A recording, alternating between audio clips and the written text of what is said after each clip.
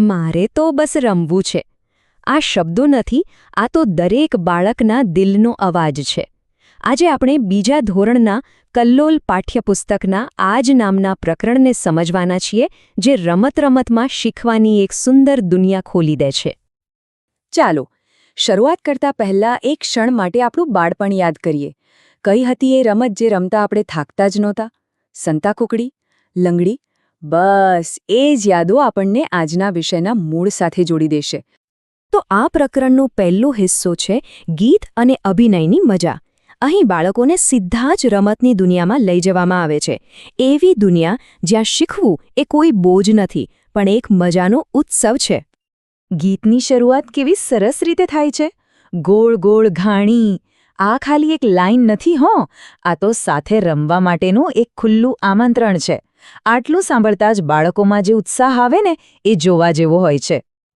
અને જેવું એક બાળક ગાય, તરત જ આખો સમૂહ જવાબ આપે છે. કિતે કિતે પાણી? બસ આ સવાલ જવાબથી જ તો રમત જીવંત બને છે. એક જાતનો સંવાદ રચાય છે અને બધા જાણે એક દોરાથી બંધાઈ જાય છે. અને હવે જુઓ, અહીંથી ખરી મજા શરૂ થાય છે. જેમ જેમ ગીત આગળ વધે છે, તેમ તેમ પાણીનું સ્તર પણ વધે છે. પહેલાં ઘૂંટણ સુધી, પછી કમર સુધી, પછી ખભા સુધી અને છેલ્લે માથા ઉપર. બાળકો આ દરેક શબ્દ સાથે એવો અભિનય કરે છે કે જાણે સાચી જ પાણીમાં ડૂબકી મારી રહ્યા હોય. આ રીતે ભાષા અને શરીર બંને એક સાથે કામ કરે છે. ચાલો, ગીત અને અભિનય પછી હવે વારો છે વાર્તાનો. અને એ પણ કઈ વાર્તા? આપણા સૌની જાણીતી પેલી તરસ્યા કાગડાની વાર્તા. પણ અહીં એને એકદમ ખાસ અંદાજમાં કહેવામાં આવી છે. વાર્તાની શરૂઆત જુઓ, કેટલી સરળ છે. એક તરસ્યો કાગડો પાણી શોધવા આમ તેમ ફરતો હતો. પણ આ એક જ વાક્ય બાળકોના મનમાં આખું ચિત્ર ઊભું કરી દે છે. કાગડાની તરસ, એની ભટકણ અને આસપાસનું સૂનું વાતાવરણ, બધું જ. આ સ્લાઇડ કાગડાની આખી વિચાર પ્રક્રિયાને બહુ સરસ રીતે બતાવે છે. જુઓ, પહેલાં તો એ પાણીનો કુંજો શોધે છે, પણ હાર નથી માનતો. એ ઉપાય વિચારે છે, આસપાસથી કાંકરા વીણે છે અને પછી એક એક કરીને કુંજામાં નાખે છે. અને પરિણામ? પાણી ઉપર આવે છે. આ ખાલી વાર્તા નથી, પણ પ્રયત્ન અને બુદ્ધિનો કેટલો મોટો પાઠ છે. હવે આવે છે આ પાઠની સૌથી મજેદાર વાત. આ પુસ્તક ખાલી વાર્તા નથી કહેતું, પણ દરેક વાક્ય સાથે કયો અભિનય કરવો એ પણ શીખવે છે. જેમ કે કાગડો પાણી શોધે તો બાળકોને કહેવામાં આવે કે ચાલો વાંકા વળીને કૂદકા મારીને પાણી શોધો. આનાથી શું થાય? વાર્તા સાંભળવી એ ખાલી સાંભળવાની ક્રિયા નથી રહેતી, પણ એક જીવંત અનુભવ બની જાય છે. આ જે પદ્ધતિ છે ને, એને શૈક્ષણિક ભાષામાં એમ્બોડીડ લર્નિંગ કહેવાય છે. હવે આ ભારે શબ્દ છે, પણ એનો મતલબ બહુ સહેલો છે કે જ્યારે આપણું શરીર કોઈ ક્રિયામાં જોડાય, ત્યારે આપણું મગજ એને વધુ ઊંડાણથી સમજે છે અને લાંબા સમય સુધી યાદ રાખે છે. આ જ તો છે રમત દ્વારા શીખવાની અસલી તાકાત.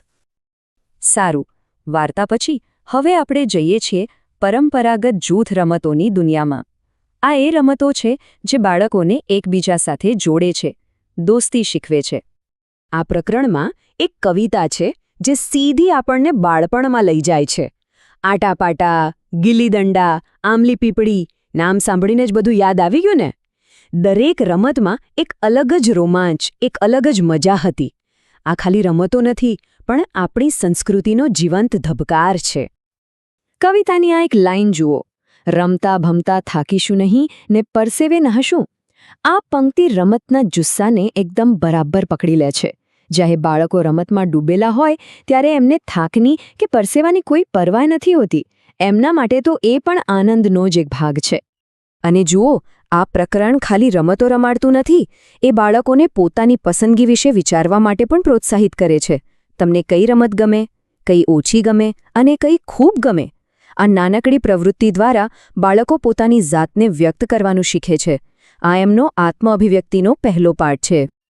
તો સવાલ એ થાય કે આ બધી રમતો અને વાર્તાઓનો આખરે હેતુ શું છે? શું આ બધું ખાલી ટાઈમપાસ માટે છે? જરાય નહીં.